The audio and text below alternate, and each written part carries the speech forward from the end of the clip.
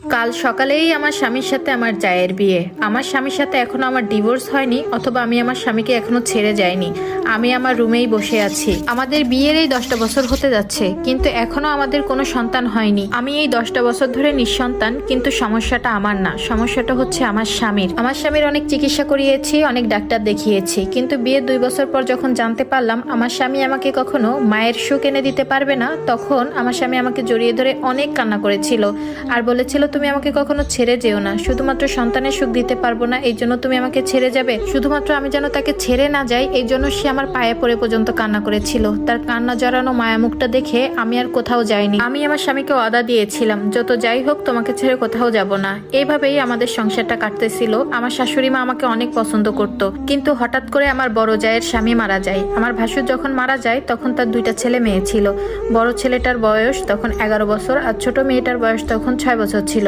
আমার ভাসুর আমাদের সাথে থাকতেন না, তিনি আলাদা করে বাড়ি উঠিয়েছিলেন বড় করে, সেখানে স্ত্রী সন্তান নিয়ে থাকতেন। তবে আমার যা ছিলেন ভীষণ সুন্দরী, তার চেহারা যেমন সুন্দর ছিল তার আচার ব্যবহারও অমায়িক। তাকে দেখলে বোঝাই যায় না যে তার এত বড় বড় 2টা ছেলে মেয়ে আছে। আমার ভাসুর মারা যাওয়ার পর থেকে তার ছোট মেয়েটা প্রায় সময় আমার কাছে এসে ঘুমাতো এবং সে আমাকে অনেক ভালোবাসতো। আমার যাওয়া প্রায় মাঝে মাঝে আসতেন, সে এসে আমার শাশুড়ির সাথে ঘুমাতেন এবং 1-2 দিন হয়ে গেলেই সে চলে যেতেন। আমার শ্বশুরের জমিতে আমার স্বামী নতুন করে বড় একটা বাড়ি বানিয়েছিল।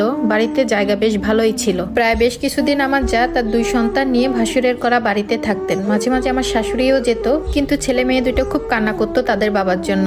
আমার স্বামীকে মানে তার চাচাকে তারা অনেক ভালোবাসতো। তাদের কান্না সহ্য করতে না পেরে আমার স্বামী তাদের 2টা ছেলে মেয়েকেই নিয়ে আসে। প্রথমে মেয়েটা নিয়ে আমরা 3 জনই ঘুমাতাম, কিন্তু ছেলেটা আসার পর আমার খাটটা অনেক ছোট ছিল, এই জন্য 2টা ছেলে মেয়ের সাথে আমার স্বামী উপরেই ঘুমাতো আর আমি নিচে আলাদা মাদুর পেতে ঘুমাতাম। আমার ভাসুর বেঁচে থাকতে তারা আমার স্বামীকে ছোট আব্বু বলে ডাকতো, কিন্তু ইদানিং 2টা ছেলে মেয়ে দেখতেছি আমার স্বামীকে তারা আব্বু বলেই ডাকে। ভাসুরের ছেলে মেয়ে আমার খাটে ঘুমানোর জন্য জায়গা থাকতো না, যে কারণে আমি নিচে ঘুমাতাম। প্রায় সময় নিচে ঘুমাতে একটু অসুবিধা হতো, এই জন্য আমি অন্য রুমে ঘুমাতাম। এভাবেই আমার স্বামীর ভিতরে একটু দ্রুত সৃষ্টি হয় আমাদের। ঠিক এভাবেই 1টা বছর পার হলো। 1টা বছর পর খেয়াল করলাম আমার শাশুড়ি এখন তেমন আমাকে ভালোবাসে না। সব সময় আমার বড় জায়ের প্রশংসা করে, সাথে আমার স্বামীও শুধু ভাবি ভাবি করে।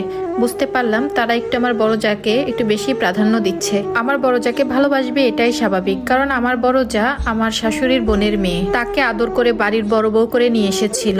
আর আমাদের বিয়েটা হয়েছিল পারিবারিকভাবে বিয়ে হওয়ার কারণে আমার শাশুড়ি তেমন একটা আমাকে পছন্দ করতেন না। সব থেকে বেশি পছন্দ করতেন আমার জাকে। ভাসুর মারা যাওয়ার 1 বছর পর সবাই মিলে আবারও সে বাড়িতে চলে গেলেন, কারণ আমার ভাসুর যে বাড়িটা বানিয়ে গিয়েছিলেন সেটা ছিল অনেক বড়। আমার বড় যা সাথে তার 2 ছেলে মেয়ে, আমার স্বামী সাথে শাশুড়ি মিলে সবাই সেখানে থাকতেন। আমার ইচ্ছা থাকলেও আমি যেতে পারিনি, কারণ আমি বাসায় অনেক গবাদি পশু পালতাম।